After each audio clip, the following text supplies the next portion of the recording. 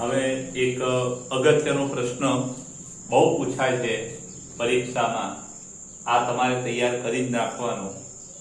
ગતિકીય વિદ્યુત ચાલક બળ અથવા ગતિકીય ઈએમએફ. પ્રશ્ન આવું પૂછાય છે, ગતિકીય ઈએમએફ એટલે શું? તો આ વ્યાખ્યા તમારે યાદ રાખવાની કે જ્યારે કોઈ ગતિના કારણે ગૂંચળા એટલે કે પરિપથ સાથે સંકળાયેલા ચુંબકીય ફ્લક્સમાં ફેરફાર થાય અને એના કારણે ઈએમએફ ઉત્પન્ન થાય તો એવા ઈએમએફને ગતિકીય ઈએમએફ કહેવામાં આવે છે. ગતિકીય ઈએમએફ એટલે શું? ગતિકીય ઈએમએફ નું સૂત્ર મેળવો, અથવા એ પ્રશ્ન આવી રીતે પણ પૂછાય છે કે ચુંબકીય ક્ષેત્રમાં ક્ષેત્રને લંબરૂપે યુ આકારના વાહકની બે સમાંતર ભુજાઓ પર ગતિ કરતા સળિયામાં ઉદ્ભવતા ગતિકીય ઈએમએફ એપ્સિલોન બરાબર BVL સૂત્ર મેળવો. તો આકૃતિની આપણે વાત કરીએ તો આકૃતિમાં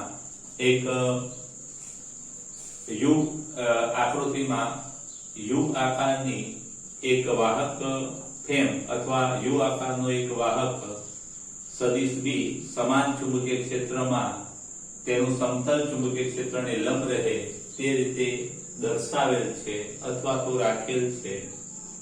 એની બે સમાંતર ભુજાઓ પર સળિયો PQ ડાબી બાજુ, ખાસ યાદ રાખજો, ડાબી બાજુ, ડાબી તરફ અથવા ડાબી બાજુ V જેટલા અચળ વેગથી શું કરે છે? સરકે છે. ખાસ યાદ રાખજો, આમાં ઘર્ષણ બળ હોય પણ આપણે અહીં ઘર્ષણ છે સળિયાનું એ અવગણીશું. હવે અહીંયા આ સળિયાની ગતિના સળિયો ગતિ કરશે એટલે આ જે PQRS નું જે ક્ષેત્રફળ છે એ બદલાતું જશે. ખાસ યાદ રાખજો, આ PQ સળિયો ગતિ કરશે એટલે ક્ષેત્રફળ PQRS છે એનું ક્ષેત્રફળ બદલાશે, ઘટશે અહીંયા. અને એના કારણે શું થશે? ક્ષેત્રફળ બદલાય એટલે એની સાથે સંકળાયેલ અથવા એમાંથી પસાર થતું ચુંબકીય ફ્લક્સ છે એ પણ બદલાશે. અને આ ચુંબકીય ફ્લક્સના ફેરફારના કારણે એમાં શું ઉદ્ભવશે? EMF પ્રેરિત થશે, જેને આપણે હાલ વાત કરી ગતિકીય EMF. તો આકૃતિમાં આ QR બાજુની લંબાઈ ધારો કે x હોય, ધારો કે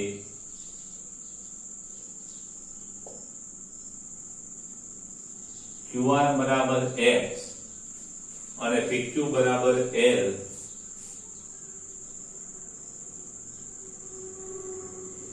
છે. અને માટે એમ કહી શકાય કે ક્ષેત્રફળ PQRS કેટલું? તો કે PQRS નું ક્ષેત્રફળ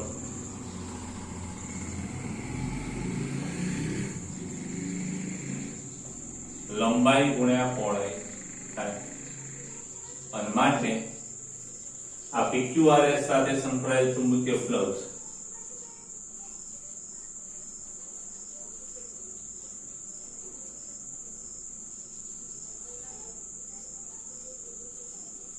ચુંબકીય ફ્લક્સ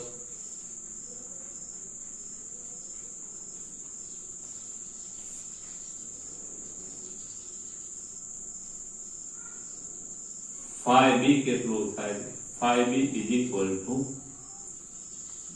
ફ્લક્સ એટલે B ડોટ A. B ચુંબકીય ક્ષેત્ર છે અને ક્ષેત્રફળ કેટલું? કે A B ડોટ A. પણ B અને A એક જ દિશામાં હોવાથી આપણે તીર વગર B એ લખી શકીએ B. અને આ ક્ષેત્રફળ જેને આપણે A કહીશું એ કેટલું આવેલું છે? આ PQRS નું ક્ષેત્રફળ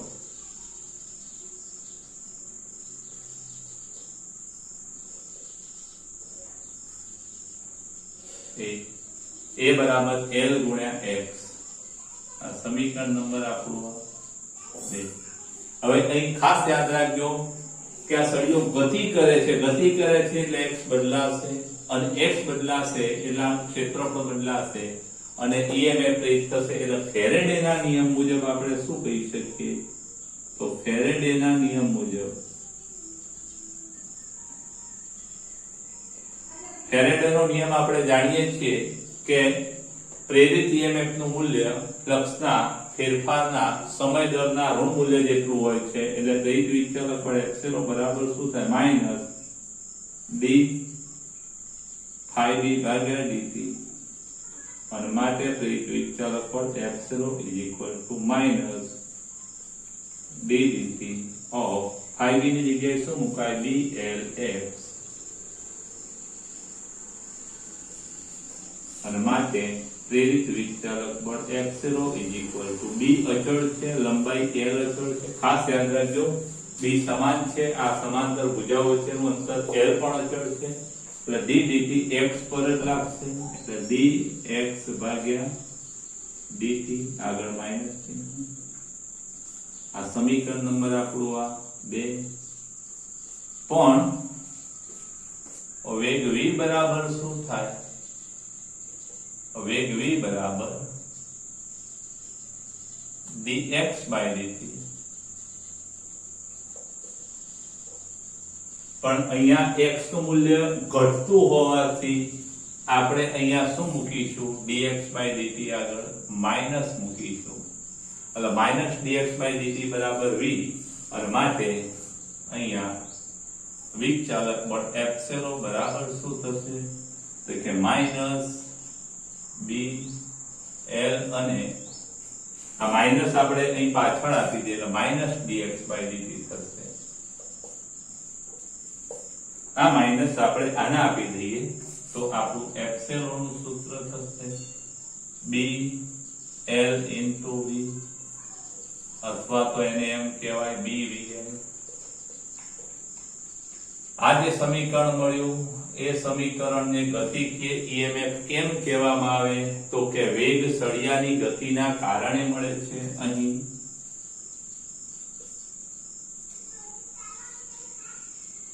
સળિયા PQ ની ગતિના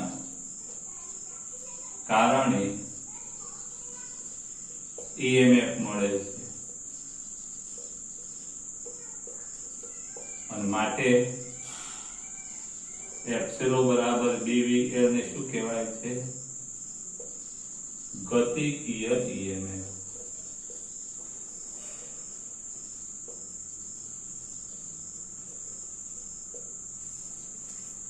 સમજી ગયા ચલો આ પ્રશ્ન સ્ક્રીનશોટ લઈ બહુ સારા અક્ષરે ઉતારી દેજો ખાસ આને તૈયાર કરી દેજો આ પ્રશ્ન બહુ વાર પૂછાય છે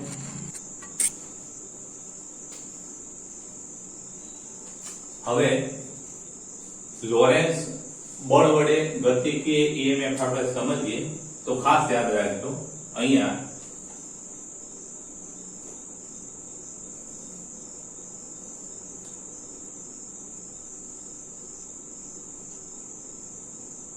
ચુંબકીય ક્ષેત્ર આપણું આવું છે અંદર તરફ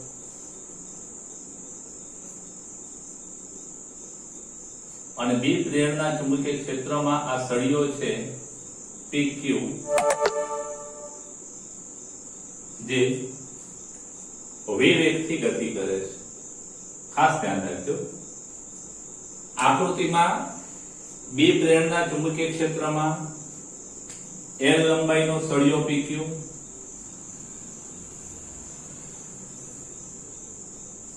v વેગથી ગતિ કરે છે અને આ ગતિ દરમિયાન આ વાહક સળિયામાં ધારો કે કોઈ q વિદ્યુતભાર વિચારીએ તો એ q વિદ્યુતભાર પણ v વેગથી સળિયામાં ગતિ કરે અને ત્યારે આપણે ભણી ગયા કે આ q વિદ્યુતભાર પર લાગતું લોરેન્ટ્ઝ બળ q v cross b q v અને ચુંબકીય ક્ષેત્ર અંદર તરફ છે એટલે q v ક્રોસ b આના પર જે લાગતું બળ છે એ આ દિશામાં હશે એટલે આ વિદ્યુતભાર પર લાગતું બળ F કેટલું થશે તો કે બળ F q v cross b સદિશ ગુણાકાર જેટલું થશે અને એ બળનું મૂલ્ય શું થશે તો કે qvb sin થીટા અહીં થીટા ને એવું છે ખાસ યાદ રાખજો વેગ અને b પરસ્પર લંબ છે અને sin ને એવું એક એટલે આ બળ છે F qvb થશે આટલા મૂલ્યનું બળ લાગે અને આ બળની અસર હેઠળ આ Q વિદ્યુતભાર P થી Q સુધી આવશે એટલે કે L જેટલું સ્થાનાંતર કરે એટલે આ દરમિયાન કાર્ય કેટલું થાય તો કે આ દરમિયાન કાર્ય બરાબર શું થાય તો કે બળ ગુણ્યા સ્થાનાંતર કાર્ય W બળ કેટલું QVB અને સ્થાનાંતર L સમીકરણ નંબર 2 આપણે એવું ભણી ગયા કે વીજચાલક બળ પ્રેરિત વીજચાલક બળ અથવા વોલ્ટેજ બરાબર શું થાય કે એકમ વિદ્યુતભાર દીઠ કાર્ય W/Q બરાબર V વિદ્યુત સ્થિતિમાનનો તફાવત આપણે આવું ભણી ગયા છે W એટલે QVB L અને ભાગ્યા Q Q ઉડી જાય એટલે પ્રેરિત વીજચાલક બળ અહીંયા Q ઉડી જશે એટલે B V L થશે આપણે અહીંયા લોરેન્ટ્ઝ બળના સિદ્ધાંતનો ઉપયોગ કરી અને ગતિકીય EMF નું સૂત્ર મેળવ્યું તો આવું થશે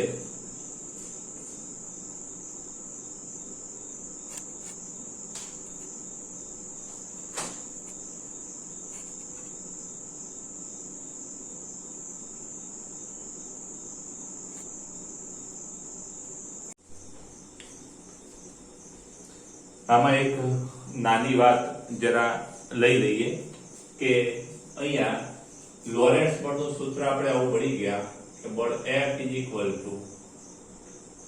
Q કૌંસમાં સદિશ E વત્તા V ક્રોસ B હવે આ સૂત્રમાં જો Q વિદ્યુતભાર Q સ્થિર હોય તો V બરાબર શું થશે વેગ એનો 0 થશે અને વેગ 0 હોય તો આપણું બળ F =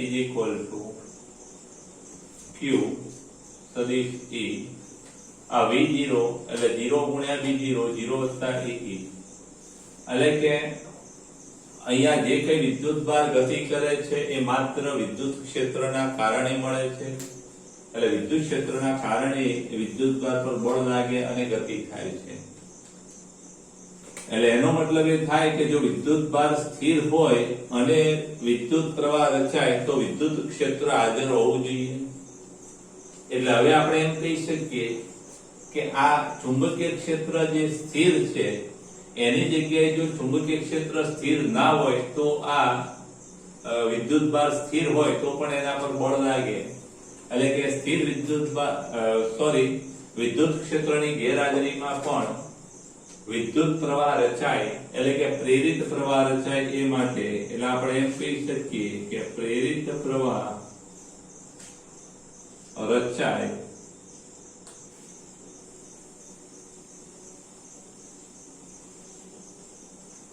તે માટે ચુંબકીય ક્ષેત્ર B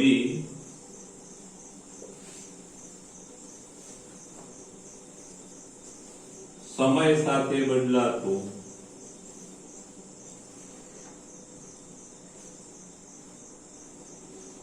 હોવું જોઈએ નહીં પણ હોવું જ જોઈએ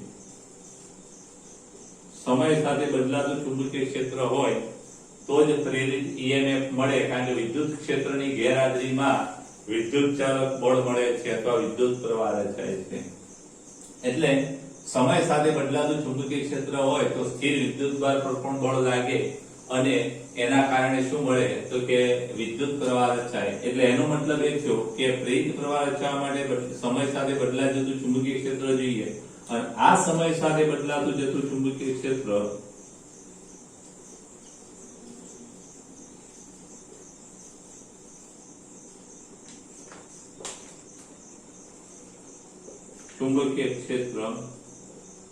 એ વિદ્યુત ક્ષેત્ર પેદા કરે વિદ્યુત ક્ષેત્ર ઉત્પન્ન કરે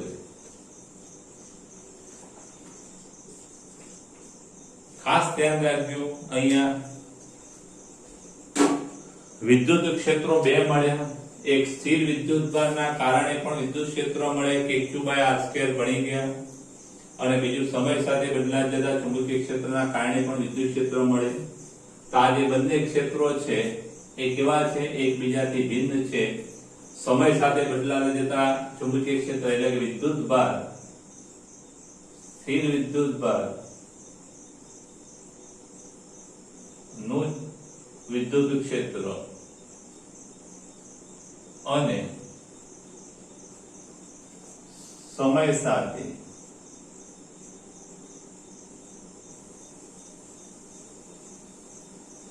બદલાતા ચુંબકીય ક્ષેત્રનું વિદ્યુત ક્ષેત્ર બંને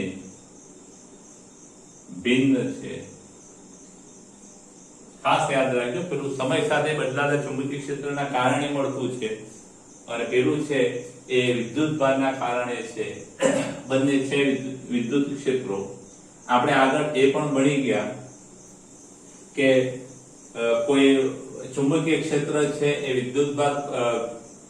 વિદ્યુત પ્રવાહના કારણે ચુંબકીય સોય પર બળ લાગે, અથવા ગજિયા ચુંબક પર પણ બળ લાગે, અથવા ટોર્ક લાગે. એ જ રીતે આપણે એના કરતા ઊંધી વાત પણ કરી શકીએ કે કોઈ ચુંબકીય ક્ષેત્રમાં પ્રવાહદાયક તાર મૂક્યો હોય તો એના પર બળ લાગે. એટલે ખાસ યાદ રાખજો કે કોઈ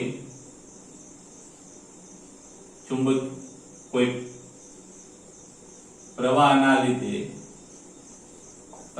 લીધે એટલે ગતિ કરતા વિદ્યુતભારના લીધે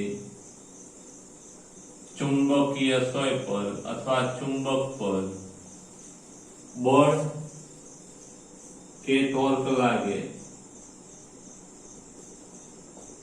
એવી જ રીતે બીજી બાજુ પ્રવાહના કારણે ચુંબક પર ટોર્ક લાગે, અને બીજી બાજુ આપણે એવું પણ ભણ્યા કે કોઈ ચુંબકીય ક્ષેત્રના કારણે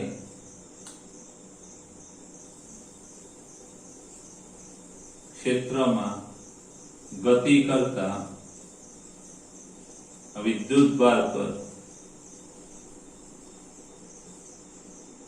કે પ્રવાહધારિત તાર પર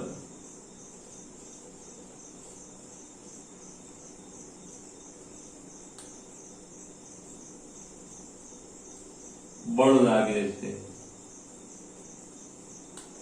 એટલે આના પરથી આપણે એમ કહી શકીએ કે આ જે વિદ્યુત અને ચુંબકત્વ છે એ અલગ નહીં પણ એકબીજા સાથે સંબંધિત છે. એટલે આપણે એમ કહી શકીએ કે આમ વિદ્યુત અને ચુંબકત્વ એકબીજા સાથે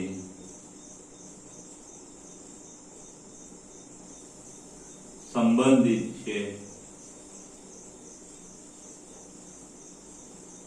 સ્વતંત્ર નથી.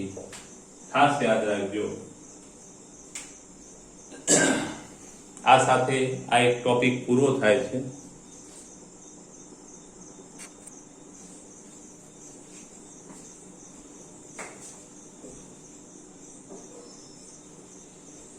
એક આગળનો પ્રશ્ન ઉર્જાની વિચારણા અથવા એક માત્રાત્મક અભ્યાસ. ખાસ યાદ રાખજો, આ જે પ્રશ્ન છે એ તમારો પ્રશ્ન આ રીતે પૂછાય છે કે ભાઈ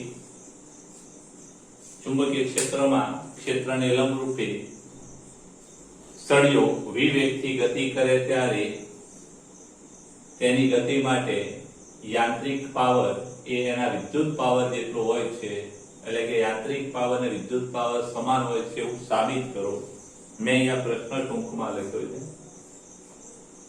તો ખાસ યાદ રાખજો કે અહીંયા આપણે સળિયાની ગતિ કરાવીએ ત્યારે એમાં વિદ્યુત ચાલક બળ BVL પેદા થાય છે. આગળના આપણે ટોપિકમાં ભણ્યા. તો હવે એ જે એના કારણે જે પાવર મળે વિદ્યુત પાવર એ યાંત્રિક પાવર જેટલો હોય છે એ આપણે સાબિત કરીએ. અહીંયા મફતમાં કોઈ પાવર મળતો નથી. તો અહીંયા આકૃતિની આપણે વાત કરીએ તો આકૃતિમાં સળિયો PQ એ U આકારના વાહક તારની સમાંતર ભુજાઓ પર ડાબી બાજુ સરકે છે, અથવા જમણી બાજુની ડાબી બાજુ ડાબી બાજુ સરકે છે અથવા ડાબી બાજુ v વેગથી ગતિ કરે છે. અહીં ચુંબકીય ક્ષેત્ર સમાન b એ આ સમતલને લંબરૂપે રાખેલું છે. અહીં આપણો PQ તાર છે એનો અવરોધ આપણે સ્મોલ r લીધો છે. ખાસ યાદ રાખજો PQ તારનો અવરોધ છે સ્મોલ r છે, જ્યારે QR, RS અને SP બાજુઓના અવરોધ આપણે શૂન્ય લીધા છે. અને માટે એમ કહી શકાય કે આ સળિયો ગતિ કરે ત્યારે માત્ર આનો જ અવરોધ છે, માટે એનો અવરોધ બદલાવાનો નથી, એટલે પ્રવાહ પણ અચળ રહેશે.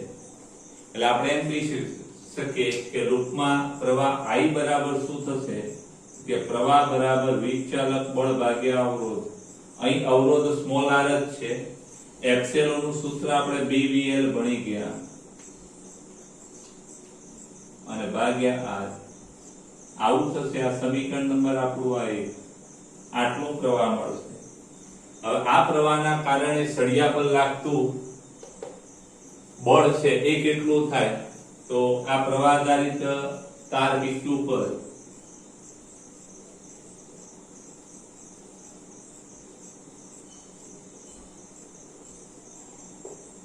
બળ કેટલું થાય કે સદિશ F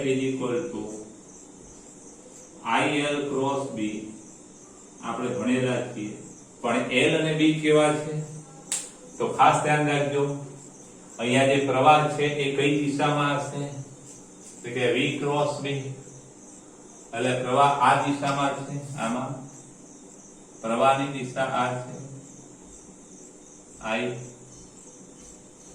અને માટે આના પર લાગતું બળ કેવું હશે કે IL ક્રોસ B. IL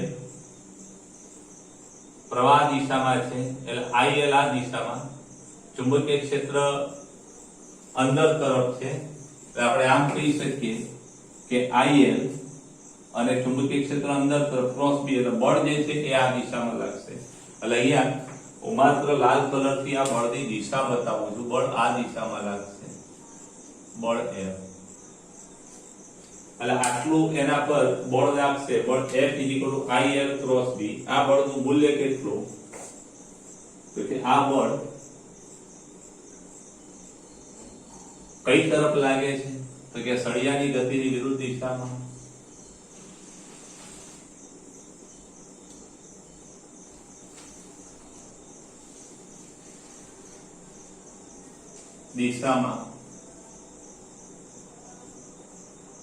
લાગે. અને માટે જો સળિયાને ગતિ કરતો રાખવો હોય તો આટલા મૂલ્યનું બળ આપણે લગાડવું પડે. માટે સળિયાની અચળ ગતિ માટે અચળ વેગની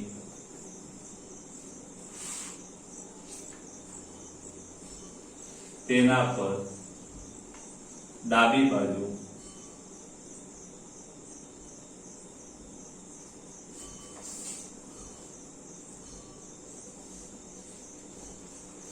આટલું બળ લગાડવું પડે.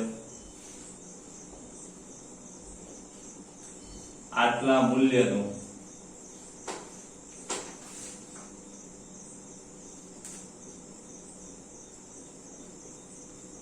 અને માટે આ બળનું મૂલ્ય કેટલું થાય તો ખાસ યાદ રાખજો. અહીંયા જ આપણે વાત કરી દઈએ ILB sin 90 ILB સમીકરણ નંબર. અને માટે આ બળ માટે પાવર અનુરૂપ યાંત્રિક પાવર કેટલો થાય P તો બળ ગુણ્યા વેગ. યાંત્રિક પાવર નું સૂત્ર આપણે ભણી ગયેલા છીએ. બળ F શું થાય ILB.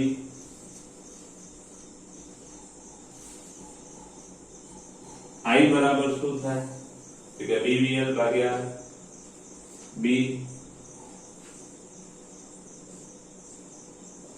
ગુણ્યા L BVL ગુણ્યા BVL અથવા L એટલે આપણો જે યાંત્રિક પાવર છે એ કેટલો થાય? b square v square l square અને ભાગ્યા r.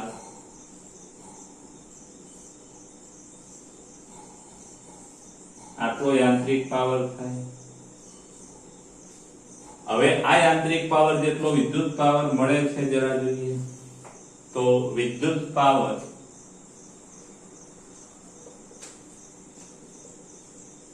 જેને જૂલ અસરમાં ઉષ્મા ઉર્જા સ્વરૂપે વેડફાતો પાવર પણ કહી શકાય. એટલે પાવર P ઇલેક્ટ્રિક વિદ્યુત ઇઝ ઇક્વલ ટુ શું થશે? અહીં જૂલ પાવર ને કીધું, એ પાવર ને જૂલ પાવર કીધો છે. વિદ્યુત પાવર કૌંસમાં જૂલ ઉષ્મા તો કેટલો? તો આપણે એવું ભણી ગયા I સ્ક્વેર R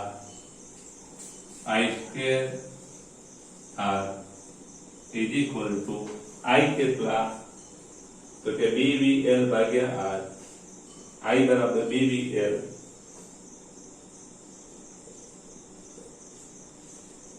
એનો વર્ગ ગુણ્યા R અને એના બરાબર શું થશે? b square v square l square ભાગ્યા ઇન્ટુ R. આ બે ઉડી જાય એટલે આપણો જે પાવર P જૂલ જે છે એ કેટલો થાય છે? b square v square l square ભાગ્યા R. આ સમીકરણ નંબર આપણો 5.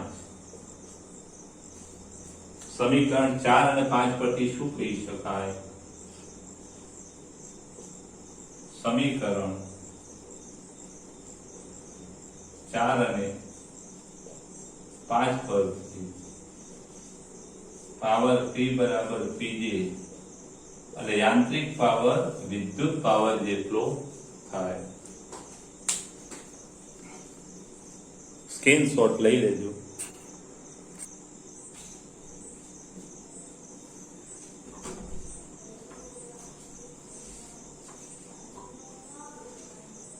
હવે એક આમાં નાનો છેલ્લો ટોપિક, પરિપથમાં વહન પામતો વિદ્યુતભાર અને ચુંબકીય ફ્લક્સના ફેરફાર વચ્ચેનો સંબંધ મેળવો. 2 માર્ક્સમાં પૂછાય. એમસીક્યુ ગણવા માટે પણ આ એક ખૂબ અગત્યનું સૂત્ર મળશે. પ્રેરિત વિદ્યુતભાર એ ફ્લક્સના ફેરફાર પર આધાર રાખે છે, ફ્લક્સના ફેરફારના દર પર નહીં.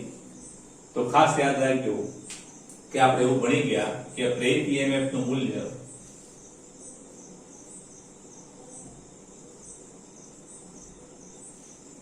પ્રેરિત ઈએમએફ નું માન ફેરેડેના નિયમ પરથી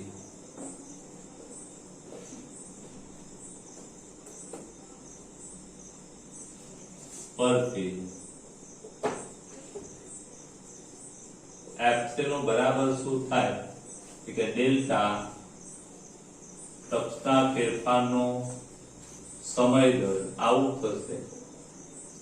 પણ આપણે એવું ભણી ગયા કે પ્રેરિત વિચાલક બળ એપ્સિલોન અથવા વિચાલક બળ બરાબર IR. સમીકરણ નંબર આપણું આ 2. R એ શું છે? તો કે જ્યાં R એ પરિપથનો એટલે લૂપનો કુલ અવરોધ, પરિપથનો અથવા લૂપનો કુલ અવરોધ છે. પણ I બરાબર આપણે એવું ભણી ગયા કે વિદ્યુતભારના ફેરફારનો સમય દર. સમીકરણ નંબર 3. એટલે સમીકરણ 1 અને 2 સરખાવતા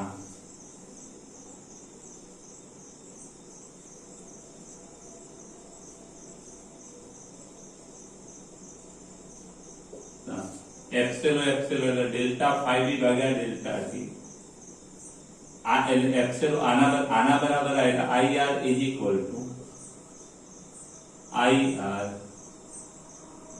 to ડેલ્ટા phi v ભાગ્યા ડેલ્ટા t. ખાસ યાદ રાખજો આના બરાબર આ એટલે આના બરાબર આ. I બરાબર delta q by delta t. into small r is equal to delta ib ભાગ્યા delta t. અહીંયા છેદમાં delta t ઉડી જશે એટલે delta q is equal to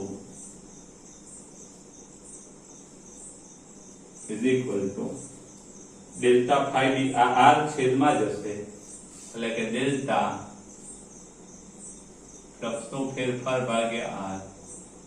એટલે ખાસ યાદ રાખજો કે પ્રેરિત EMF કે પ્રેરિત પ્રવાહ એ ફ્લક્સના ફેરફારના સમય દર પર આધાર રાખે, જ્યારે પ્રેરિત વિદ્યુતભાર છે પસાર થતો વિદ્યુતભાર એ માત્ર ફ્લક્સના ફેરફાર પર આધાર રાખે, ફ્લક્સના ફેરફારના સમય દર પર નહીં.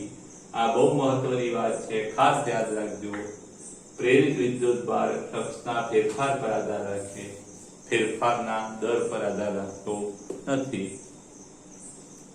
સ્ક્રીનશોટ લઈ લેજો.